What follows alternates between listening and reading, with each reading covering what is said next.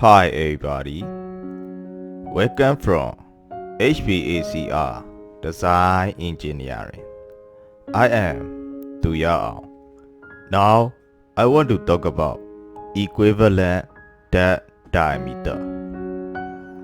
Since both round and rectangular ducts are extensively used in air conditioning system, it is quite possible that a contractor may wish to substitute one for the other while working on new construction or modifying an existing system. With this likelihood, there is a general tendency to substitute cross-sectional area of long and rectangular duct. The most important thing is the duct pressure drop, and that's where the concept of equivalent diameter come into picture. By definition, equivalent duct diameter is the diameter of a circular duct that will give the same pressure drop at the same airflow as the rectangular duct. From Actuary Fundamental Handbook, the following equation may be used to convert rectangular and flat over duct to and from round duct, where P equal to parameter of over duct inch, A equal to cross-sectional area square inch, small a equal to length of major axis inch, small b equal to length of minor axis inch. For a given round duct diameter 30 inch, the dimension for rectangular and flat over duct must be solved for by trial and error. Fix one dimension and substitute in the equation above.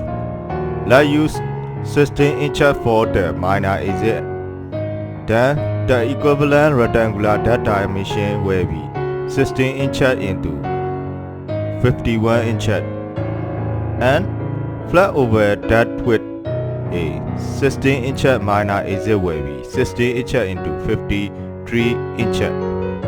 What this means is that all three ducts 30 inch round, 16 inch into 51 inch rectangular, and 16 inch into 53 inch flat over will have the same friction loss for a given CFM. CFM is cubic feet per minute. The table summarizes the equivalent diameter approach. For this table above, all three ducts have the same friction loss factor because they are equivalent in terms of pressure drop per unit length.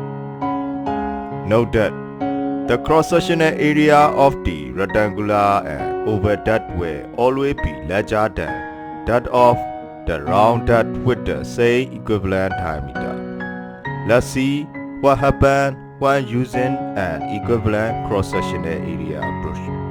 Diameter of duct equal to 30 inch or 2.5 feet.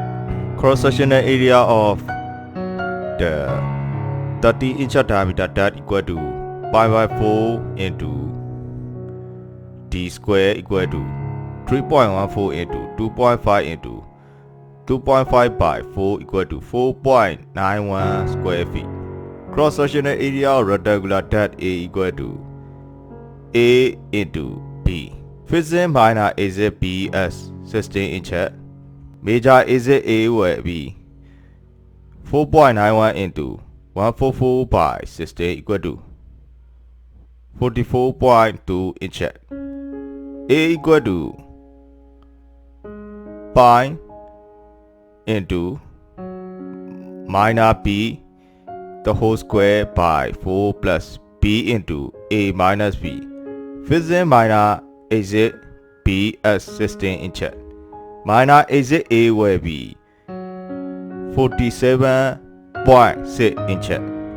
Velocity in duct can be expressed as V equal to Q by A, where V equal to air velocity in feet per minute (FVN), Q equal to air flow through duct in cubic feet per minute CFM. A equal to cross section of duct in square feet. Friction loss is estimated from the duct friction chart for a given air flow rate and velocity.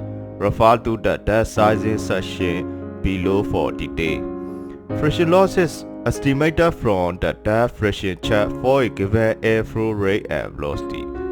The table summarizes the equivalent cross-sectional area approach. You can see the frictional loss increase with increasing velocity and lower cross-sectional area. The equivalent diameter approach will retain the same pressure drop, but will result in higher cross-section of rectangular and oval duct compared to round duct. The equivalent area approach will increase the pressure drop of the duct run while keeping the cross-sectional area the same. Thank you very much for watching my video.